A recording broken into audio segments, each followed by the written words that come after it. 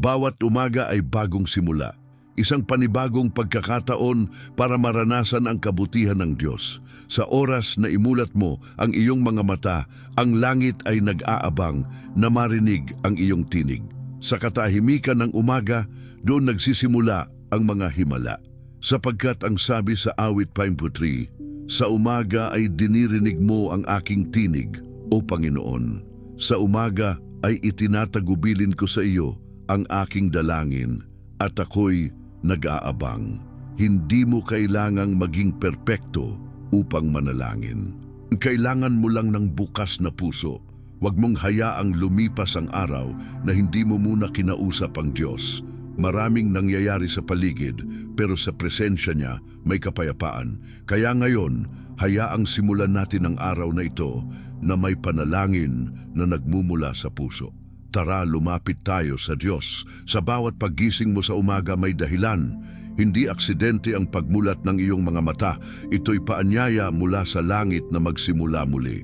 Sa mga sandaling tahimik, habang ang mundo ay hindi pagising, ang Diyos ay naroon na naghihintay. Ang kanyang presensya ay malapit at ang kanyang tinig ay banayad, ngunit makapangyarihan. Kay gandang isipin na ang unang hininga mo sa umaga ay isang paalala na buhay ka dahil may layunin ka. Ang sabi sa awit 143:8, ipaunawa mo sa akin sa kinaumagahan ang iyong kagandahang loob, sapagkat sa iyo ako tumitiwala. Ipaalam mo sa akin ang daan na aking lalakaran, sapagkat sa iyo itinataas ko ang aking kaluluwa. Ang bawat salita mo sa panalangin ay hindi nawawala. Bawat higbi, bawat bulong ng puso, naririnig niya. Ang Diyos ay hindi malayo.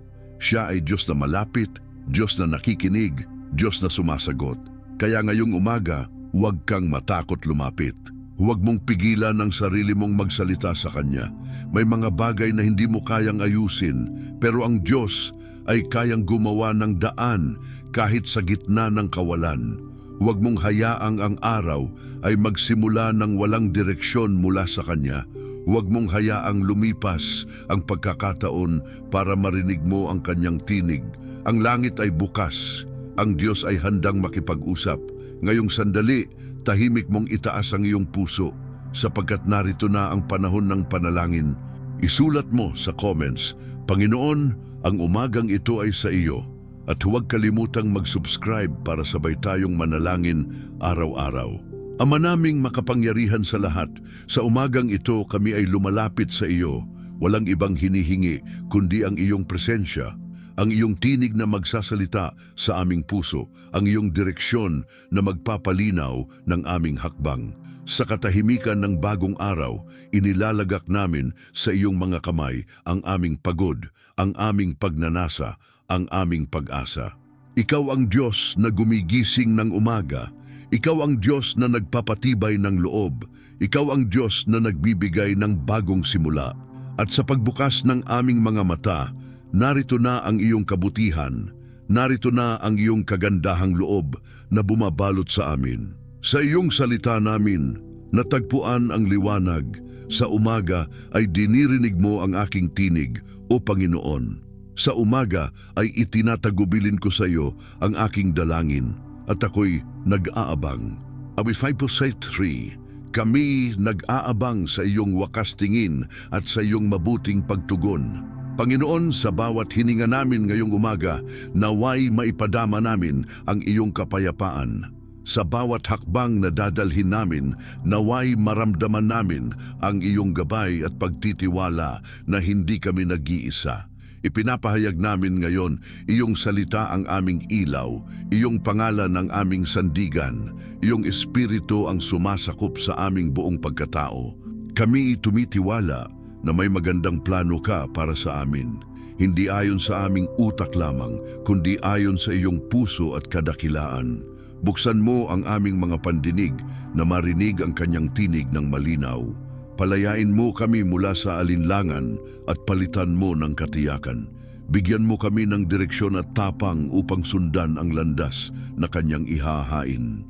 Ideklara namin ngayon ang iyong pangako na renovado ang iyong mga awa tuwing umaga Lamentaciones 3:23. At kami nagsisimula ngayon sa bagong kabanata ng buhay namin, isang araw na puno ng pag-asa, isang araw na ginugunita ang iyong katapatan. Habang nakatitig kami sa paglabas ng araw at sa bukas na himpapawid, ipinapaalala namin na ang Diyos na may hawak ng langit at lupa ay may hawak din ng aming bukas. Hindi kami natatakot sapagkat hindi kami naglalakad ng nag-iisa. May kanyang pangako na ang sa lahat ng iyong mga lakad ay kilalanin mo siya at kaniyang itutuwid ang iyong mga landas. Kawikaan 3:6. Kaya't kami nagsisikap na kilalanin ka sa bawat sandali, bawat plano, bawat pagpili, sapagkat alam namin sa iyong kamay kami ligtas at may direksyon. Ngayong umaga, hinihiling namin ang isang natatanging pakikipag-usapan sa iyo. Isang araw na hindi lang basta araw, kundi araw na ipinaaalaala ng presensya mo sa amin. Isang araw na hindi lamang nakikita sa labas, kundi nararamdaman sa loob ang iyong pagmamahal, ang iyong kapangyarihan, ang iyong pangako. Buksan mo ang aming puso na handang makinig, na handang tumugon, na handang magsimula sa iyong plano, na may pananampalataya at may tapang. Ang aming unang salita sa araw na ito ay sa iyo, O Diyos, sapagkat pinili naming simulan ang araw sa iyong pangalan. At habang itinatayo namin ang unang hakbang ng araw, alam namin na ang dagdag na biyaya ay naghihintay. Isang direksyon mula sa Diyos na magpapakita ng mga pintuang bukas, ng mga himala sa simpleng sandali, ng mga sagot sa mga tanong ng puso. Kaya't huwag mong hayaang pumasa ang araw na hindi mo isinama ang panalangin ng umaga. Huwag mong hayaang tamaan ka ng alinlangan bago mong buksan ang bibig para magsalita sa Kanya. Dahil sa bawat salita mong inihayag sa Kanya, may tugon na Kanyang inihanda. Ngayon, simulan mong isigaw sa puso mo, Panginoon, ako'y handa sa iyong mensahe. At habang ikaw ay nakabukas sa Kanya, alamin mo na ang susunod na bahagi ay dadalhin ka sa mas malalim na pag-uusap, isang paglalakad na may direksyon, may pag-asa, may tugon. Sabihin mo ngayon sa comments, Panginoon, ako'y handa sa iyong direksyon. At huwag kalimutang mag-subscribe para sabay tayong lumago sa pananampalataya at sa orasyon ng umaga. Isang lalaki sa Biblia ang kilalang-kilala hindi lang dahil sa kanyang katalinuhan, kundi dahil sa kanyang pananalangin. Si Daniel.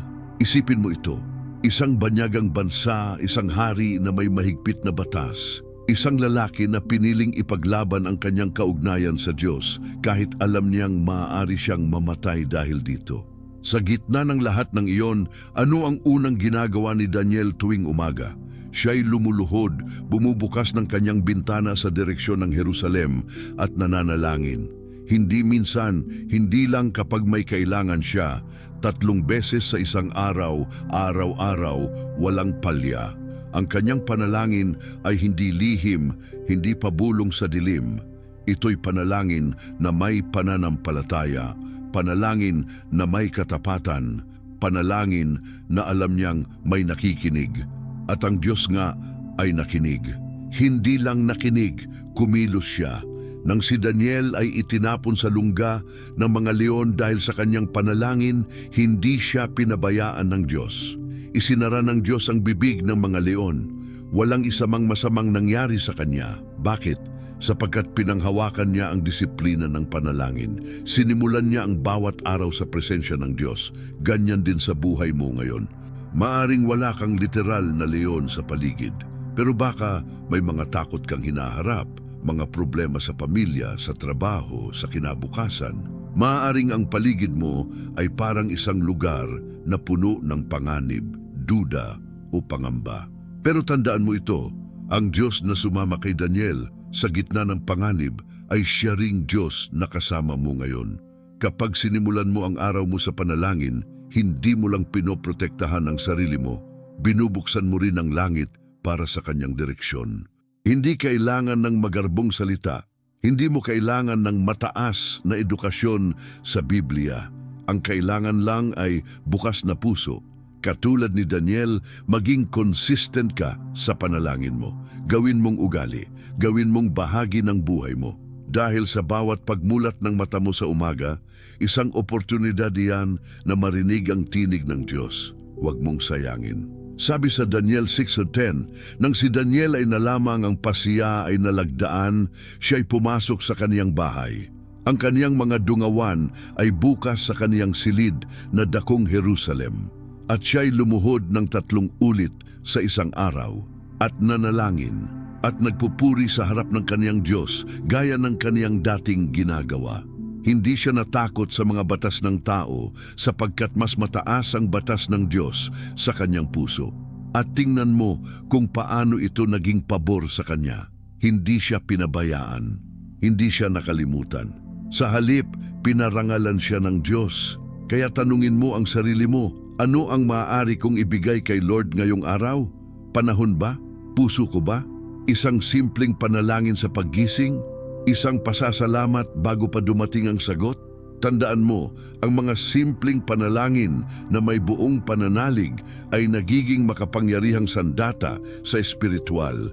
Kapag bumabangon ka sa umaga at inuuna mong banggitin ang pangalan ng Diyos, pinapaalala mo sa espiritual na mundo na ang araw na ito ay sa Kanya, na ang direksyon mo ay galing sa Kanya, na ang plano mo ay nakasunod sa Kanyang kalooban. At kapag ganito ang pamumuhay mo araw-araw, makikita mo ang pagbabago, hindi lang sa paligid mo, kundi sa puso mo. Dahil ang tunay na tagumpay ay hindi nasusukat sa dami ng kayamanan o taas ng posisyon, kundi sa lalim ng relasyon mo sa Diyos. Isang relasyon na pinapatatag mo araw-araw sa pamamagitan ng panalangin sa umaga. At gaya ni Daniel, makikita rin sa iyo ng mga tao ang presensya ng Diyos. Mapapansin nila ang kapayapaan mo sa gitna ng gulo, ang tapang mo sa gitna ng takot, ang pananampalataya mo kahit wala pang sagot. Isipin mo ito, ano kaya ang mangyayari kung simula ngayon gagawin mong consistent ang panalangin tuwing umaga? Hindi dahil kailangan mo ng milagro, kundi dahil gusto mong makasama ang Diyos. Hindi dahil may gusto kang makuha, kundi dahil gusto mong Siya ang maging sentro ng lahat.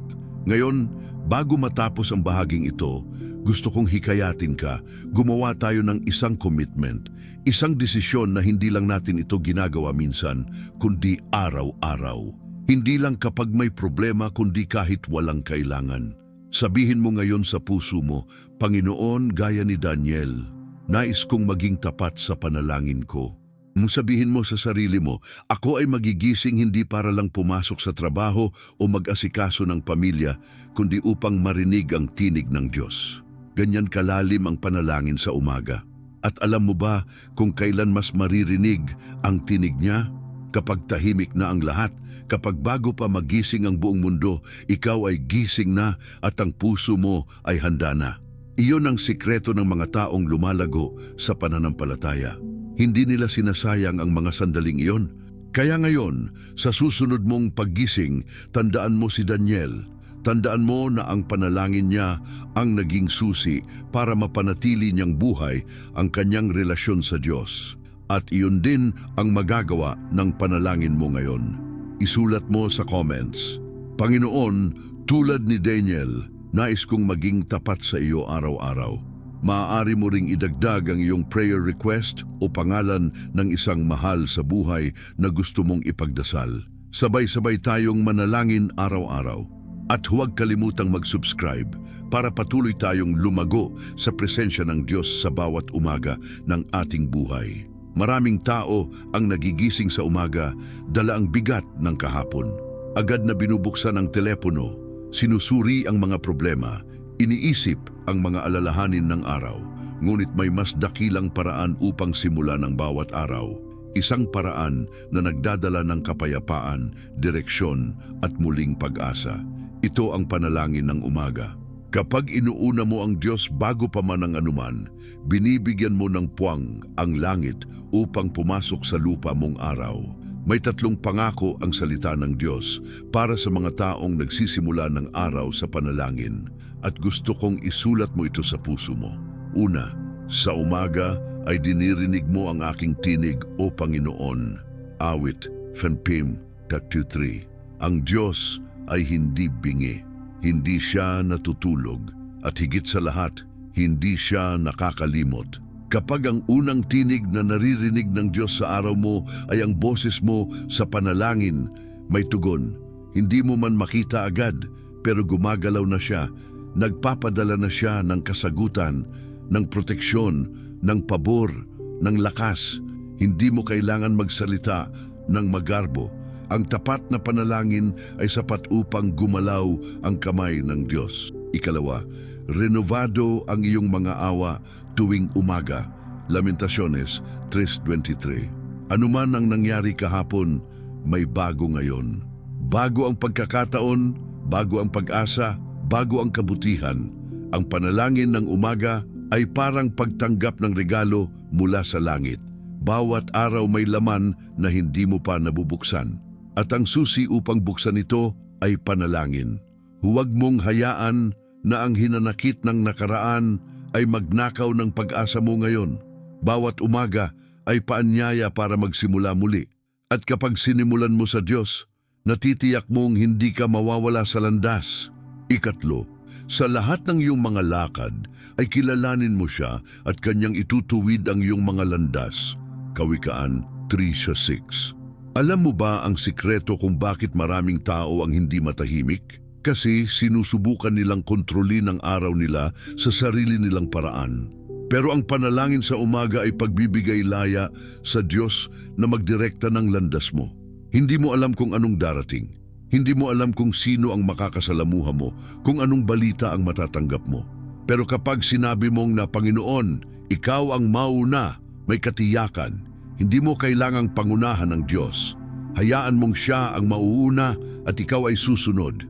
Isipin mong mabuti gaano karaming maling desisyon ang naiiwasan kapag ang puso mo ay nakasunod sa Espiritu ng Diyos.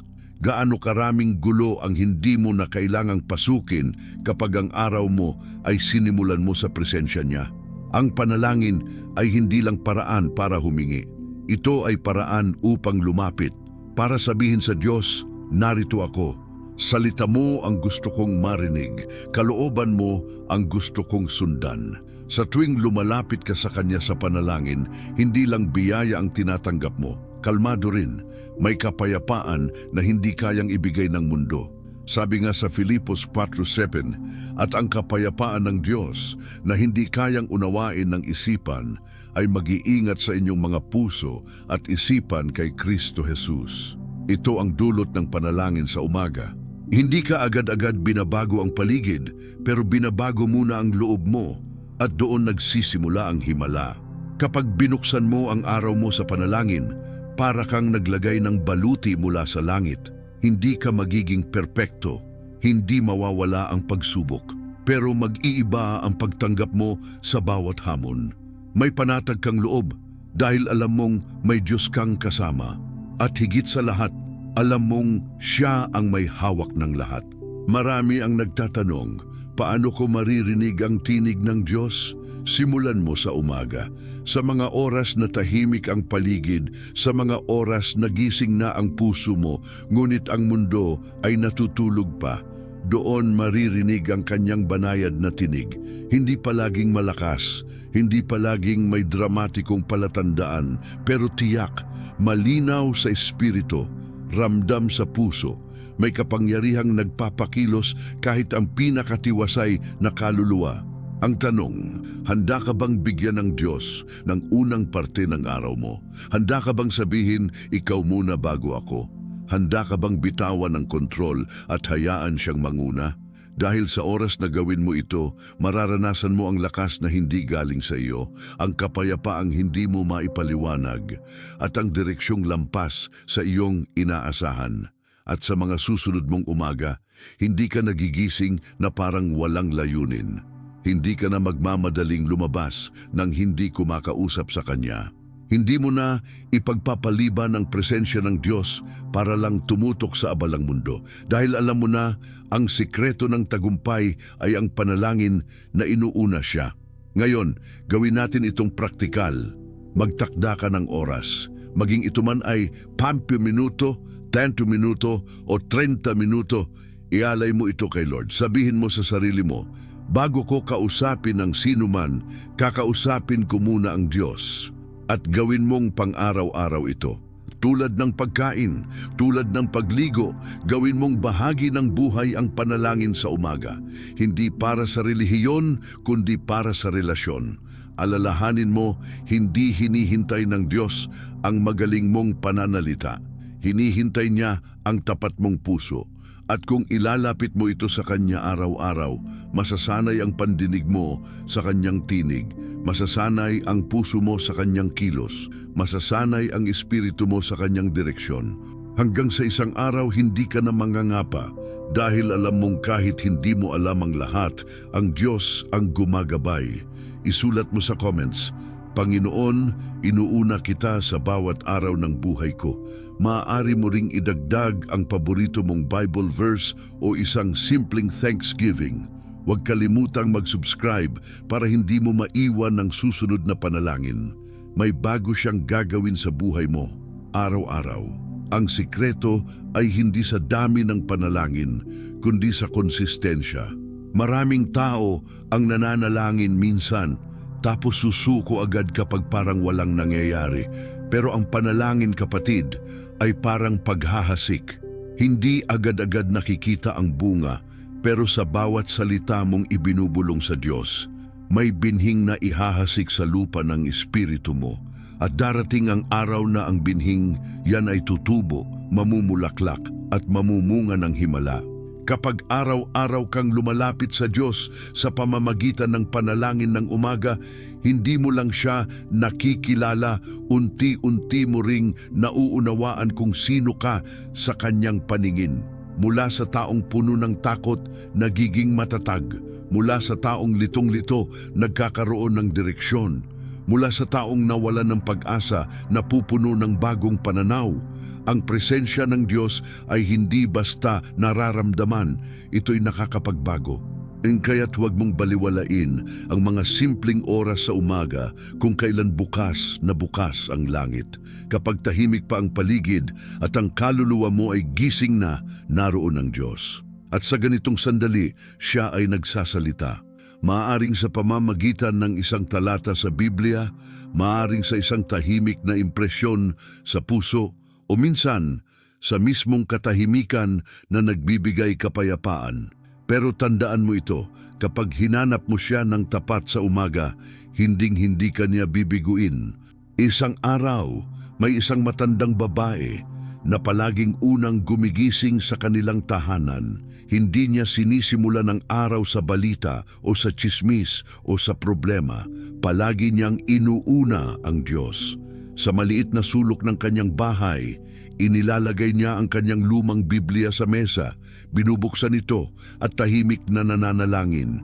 Wala siyang sinasabi sa sinuman tungkol dito, pero alam ng mga anak niya, alam ng mga apo niya, na may kapangyarihan ng panalangin ng lola nila.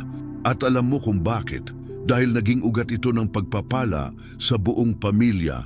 Lahat ng anak niya ay may takot sa Diyos. Lahat ng apo niya ay lumaking may malasakit sa kapwa. At ang tahanan nila ay naging pugad ng kapayapaan, hindi dahil mayaman sila, hindi dahil kilala sila, kundi dahil may isang taong tapat na nanalangin tuwing umaga. Ganyan din ang pwedeng mangyari sa iyo. Baka hindi mo pa nakikita ang bunga ngayon. Baka may mga araw na parang wala kang nararamdaman. Pero maniwala ka, kapatid, ang Diyos ay tapat at ang lahat ng ipinagkakatiwala sa Kanya ay hindi kailanman masasayang. Tulad ng sabi sa Galatia 6:9, at huwag tayong manghinawa sa paggawa ng mabuti, sapagkat sa takdang panahon ay magsisiani tayo kung hindi tayo manghihina. Kaya kapag nagising ka sa umaga, kahit inaantok ka pa, kahit walang gana ang katawan mo, bumangon ka at lumapit sa Diyos. Kahit maikli lang ang oras mo, kahit simple lang ang panalangin mo, huwag mong hayaang ang araw mo ay mag-umpisa nang wala ang presensya niya. Dahil sa sandaling iyon mo inilalatag ang buong direksyon ng buong maghapon. Parang itinataas mo sa Kanya ang mapa ng araw mo at sinasabi mong, Panginoon, Ikaw po ang magmaneho, ako ang susunod.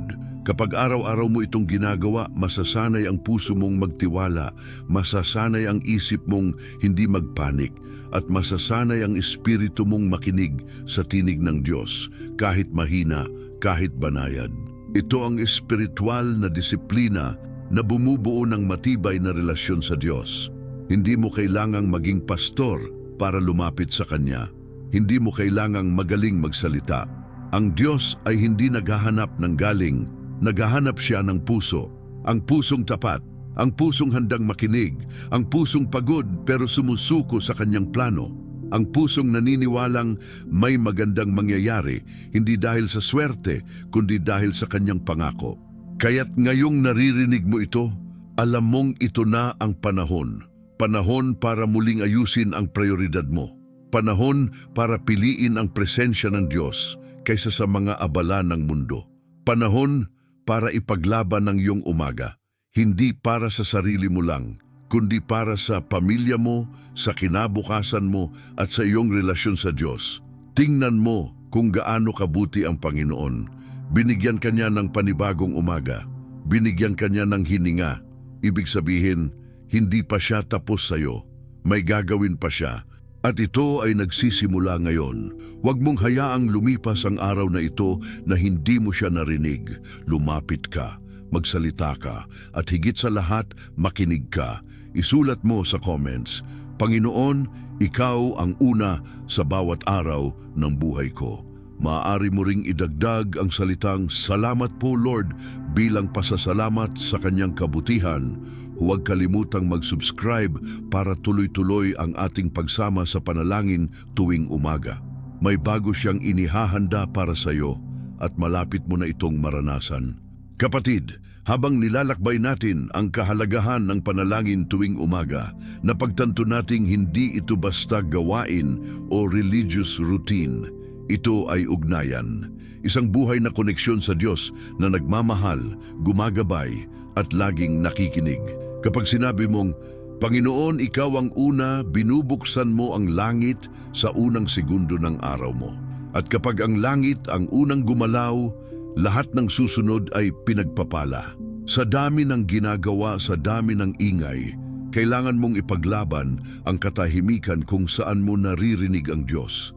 Marami kang maririnig sa mundo, balita, opinyon, takot, pangamba. Pero may tinig na mas mahalaga sa lahat, ang tinig ng Diyos. At ang panalangin sa umaga ang paraan para marinig mo siya bago pa ang lahat. Ganun kabigat ang epekto ng isang simpleng desisyong, uunahin ko siya. Parang maliit na punla na kalaunan ay nagiging puno ng pananampalataya. Hindi ito instant, pero ito'y totoo. At ito'y totoo para sa iyo. Isipin mo, ilang umaga na ba ang lumipas na hindi mo kinausap ang Diyos? Ilang araw ang lumipas na ikaw ang nagplano, ikaw ang nagdesisyon, ikaw ang tumakbo, pero hindi mo siya tinanong. At ilan doon ang nauwi sa pagod, sa gulo, sa kabiguan. Hindi mo kailangang manatili sa ganung pattern. Ang panalangin sa umaga ay parang pagbubukas ng mata ng espiritu mo. Sa tuwing ginagawa mo ito, sinasabi mong, Diyos ko, hindi ko kaya kung wala ka. Kaya sa susunod mong paggising, bago ka pa bumangon, bago mo kunin ang cellphone, bago ka mag-isip ng anong dapat gawin, ilagay mo muna ang kamay mo sa dibdib at sabihin mo, Salamat po Lord, magsalita po kayo, nakikinig ako. Magsimula ka doon. Isang simpleng pasasalamat, isang maliit na tahimik na panalangin, isang salita ng pagtitiwala, at mula roon, hayaan mong siya ang manguna. Kahit hindi mo alam ang buong plano, sapat ng alam mong kasama mo ang may likha. May mga panalangin kang iniyak noon na akala mo nakalimutan na, pero tandaan mo, sa Diyos walang panalangin ang naluluma. Bawat panalangin ay parang butil ng luha na iniipon niya sa sisidlan, awit 56:8. Bawat bulong mo ay mahalaga. Bawat ungol ng pusong hindi mo masabi sa salita ay naiintindihan niya. Ang mga panalangin mo ay hindi naglalaho. Ito'y naiipon, hinihintay ang tamang oras para bumuhos bilang sagot. Kaya huwag kang bibitaw. Huwag mong hayaang ang dami ng ginagawa mo sa mundo ay magnakaw ng mga minuto ng pag-uusap ninyong dalawa. Dahil sa panalangin, hindi mo lang naririnig ang Diyos, naalala mo rin kung sino ka. Ikaw ay mahalaga, ikaw ay may layunin, ikaw ay may direksyon, at higit sa lahat ikaw ay hindi nag-iisa. Ang mga salitang binibigkas mo tuwing umaga ay nagiging sandata mo sa buong araw. Hindi ito isang ritual, ito ay sandata. Kapag pinuno mo ang puso mo ng salita ng Diyos tuwing umaga, mas makakatayo ka sa gitna ng pagsubok. Kapag pinili mong magsimula sa presensya niya, makikita mo ang pagkakaiba.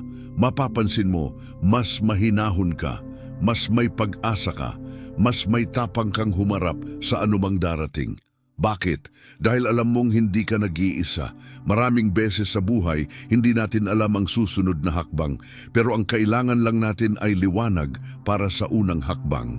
At yan ang ginagawa ng panalangin sa umaga.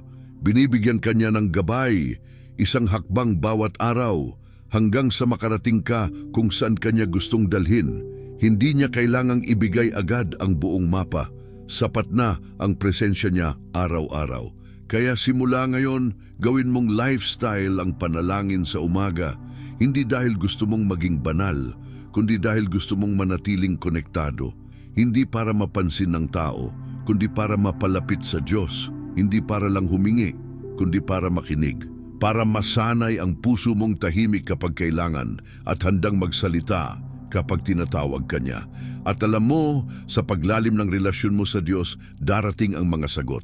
Hindi lang sa paraan na gusto mo, kundi sa paraan na mas mataas, mas malawak, mas mainam. Dahil ang kanyang plano ay laging mas maganda kaysa sa inaakala mo. Kaya habang hinihintay mo ang sagot, manalangin ka.